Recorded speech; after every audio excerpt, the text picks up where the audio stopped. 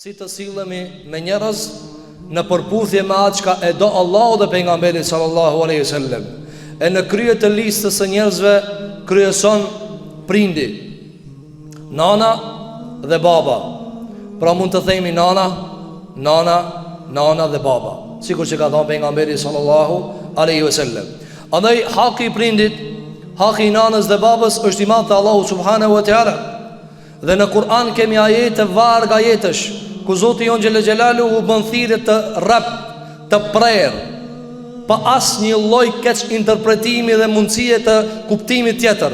Wa qadha rabbuka alla ta'budu illa iyyah wa bil walidayni ihsana. Ndër ajetet më të qarta në Kur'an, të cilat kanë kuptim pa polemik, se kjo është kuptimi. Allahu ka marrë vendim, ka pa ligj, shariat, që mos të adhurohet askush përveç Allahut, që mos të i bëhet ibadet askujt përveç Allahu xhel xhelalu.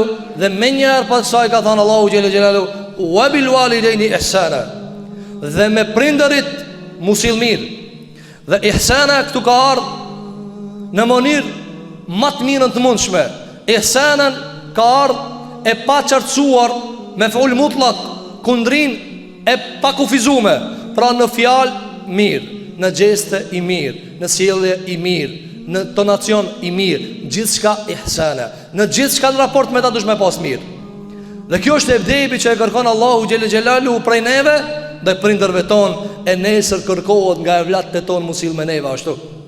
Andaj Allahu xhel xhelalu e ka rregulluar çelizën familjare me shariat, se ka lënë tekat tona, por e ka vendos me shariat. Megjithëse thotë Ibn Qayyim el-Jauziye, nëse e mediton thirrjen kuranore për respektin e secilit çka ka kërkuar respekt Allahu xhel xhelaluhu, do ta shihë se natyra e pastër e kërkon të njëjtën.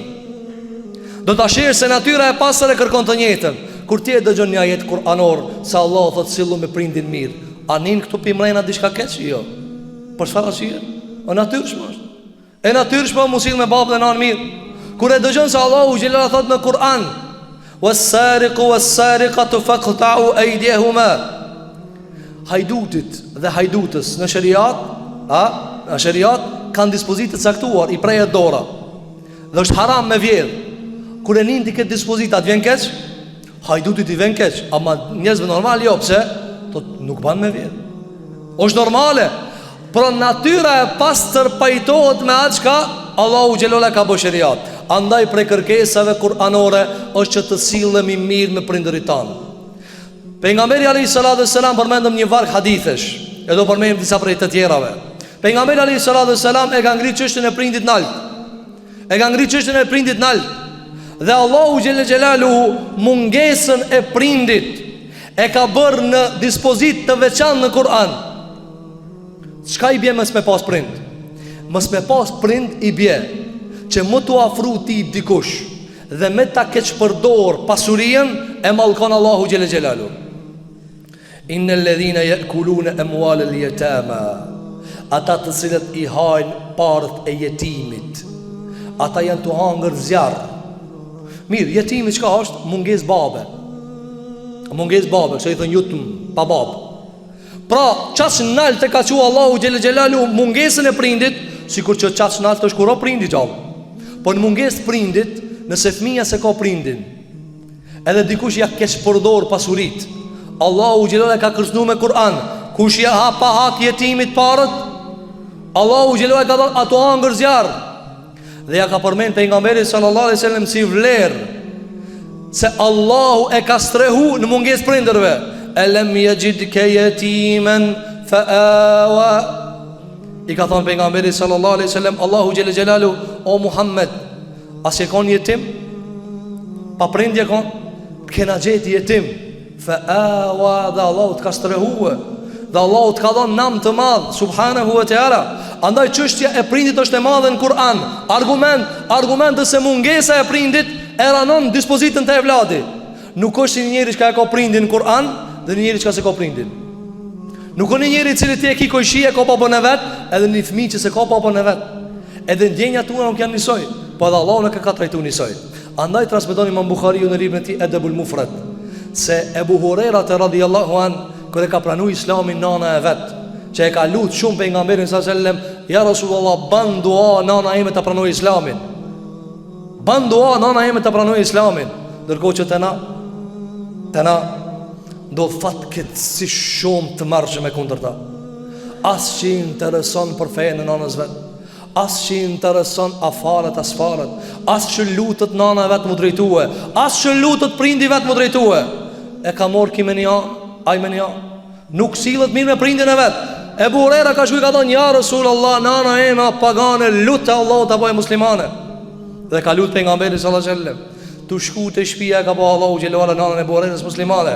Kër ka bëhë muslimane, transmeton Imam Bukhariu nga Ebi Hurajra radhiyallahu an, i cili sërë që ka dalë mëngjes dhe sërë që ka him mramje, sërë që ka dalë nana vetë, sërë i ka thanë, Esselamu alejki, selami qodë mbi ti oj nana ime, wa rahmetullahi wa barakatuh, rahmeti Allah dhe bereqeti Allah qodë mbi tije.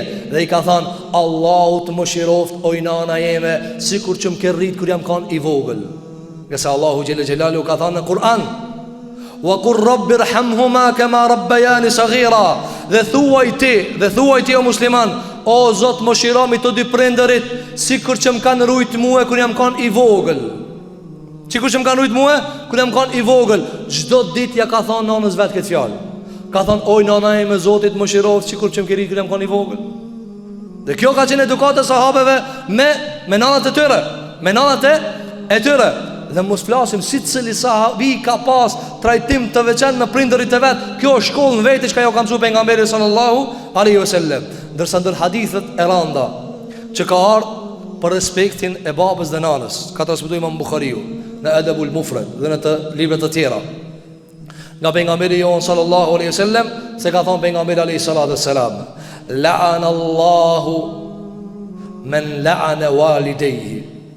Vini dhe këtij hadithit, mësoje mirë, kuptoje mirë dhe mundoj mi i kësaj vepre. Ka thënë pejgamberi sallallahu alaihi wasallam, Allahu e mallkoft atë njeri i cili i mallkon prindërit e vet. Edhe një herë, la'ana Allahu men la'ana walidayhi. Allahu e mallkoft atë njeri i cili i mallkon prindët e vet. Dhe hadith tjetër, ka thënë pejgamberi sallallahu alaihi wasallam, e shan njani pi juve babën dhe nanën e vet. E shan pi juve njani babën dhe nanën e vet. Dikush të pranishëm i tha, ja Rasulullah, si mundet be njëri me shan babën e vet dhe nanën e vet? E tani këtu vim të një tjetër mënyrë të shamës. Tha pejgamberi alayhi salatu wassalam, ja shan babën dikujt tjetër dhe bëhet sebeb ai më ja shan këtij babën, ti u bën sebeb. Ti u bën sebeb. Ti ja shan dikujt nanën, ai ta shan ti nanën. Çka bën? Çka fitove? Ni të shame për nanën tane. Dikush thot, po më dhe unë e shajta. Me rëndësi që ti e fitove ni të shame për nanën tane. Çka tha pejgamberi sallallahu alajhi wasallam? E shan njani pi juve nanën e vet. Çu shan ja Rasulullah, apo ja shan dikujt tjetër. Sikur që ndodh në Islam, shaj tjetër ato shaj Allahun. Apo me qa me munod me një mufer. E kili po plët për njerëzve. Thot si mos dysh vlo shajo. Po s'ni mod be feja me qame. Kur e ka një mu me dikush fejre me qame? Shaja thot, shaja tja s'po di mu shaja. Subhanallah, feja Allah pejgamberi sallallahu alaihi wasallam, me cila kur gjua ti s'ka formulu mallkim, ki munod me ndimu pejgamberi sallallahu alaihi wasallam me qame. Thot unë hadithës diha ma nuk t'la pa t'qa mirë. Nuk shkon kështu. Ka thënë Allahu Gjelle Gjellal në Kur'an, wa la tasubbu alladhina yad'una min dunillah fa yasubbu Allah. Mos i shani putat çka ja adhurojnë ata. Mos ja shani putat, idhujt, latin, uzën, mos ja shaj. Pse? Fa yasubbu Allah. Kanë me shah Allahin. Ti ja shan latin e ta shan Allahin. Nuk ka më rëndësi që ti e ki shah latin, o shah Allahin. U shah Allahu subhanahu wa ta'ala. Andaj mos u ban sebeb dikush me ta ofendu babën. Qysh mos u bo sebeb? O mos ja ofendo kërkujna babën. Mos u ban sebeb me ta ofendu dikush nanën, duke apo as ti mos ja ofendo dikujna nanën. Që ta mirësh si shpërblim në ofendim për nanën tane. Dhe çështu pastaj vjen deri tek më e keqja. Andaj ka thënë sallallahu alaihi wasallam, Allahu e mallkoft atë njeri i cili i mallkon prindërit e vet. Andaj Ibn Abbasin gjithashtu e kanë pyet se cilat janë prej duave të cilat pranohen më njëherë. Cilat janë prej duave të cilat pranohen më njëherë? Ka thënë i bami zullum. I bami zullum. Ai që ka është i bami zullum, i çon dur ka Allahu xhelala, mes ti dhe Allahu s'ka perde. Tjetri ka thënë dhe duaja e prindit mbi evladin. Duaja e prindit mbi evladin. Ban dua nana dhe baba, ja ke prute huna. Atëherë Allahu xhelal më një reagon. Pse? Sepse duaja e babës dhe nanës, kur ti ke bo zullum, më njëherë përgjigjet Allahu xhelal. Atë duhet pas kujdes të madh. Dhe këto hadithe, neve duhet me na alarmue që të jemi të kujdesshëm. Ti përmirësojmë sjelljet tona, ti përmirësojmë karakteret tona, ti përmirësojmë edebet tona, të jemi të sjellshëm me ata që na ka obligu Allahu më kanë të sjellshëm. Me lutim Zotin e Madh xhelal xhelalu, që Allahu ti gëdhen karakteret tona, ti kalit sjelljet tona. Ta ban Allahu xhelal xhelalu musliman sikur që don Allahu subhanahu wa taala. Ta ban Allahu xhelal xhelalu të bëm tërbije sikur që don Allahu subhanahu wa taala.